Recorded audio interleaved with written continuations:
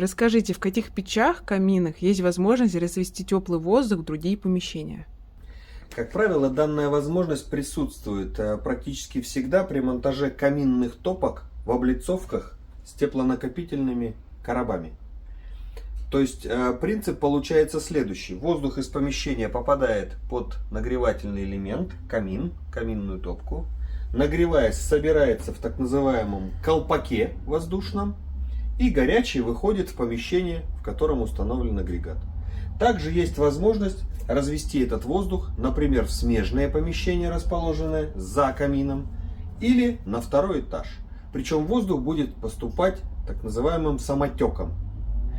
Иногда в некоторых печах-каминах присутствует определенная конструкция из конвекционных кожухов, патрубки, с помощью которых можно вывести воздух в другое помещение. Таких каминов немного, но они все-таки на рынке присутствуют.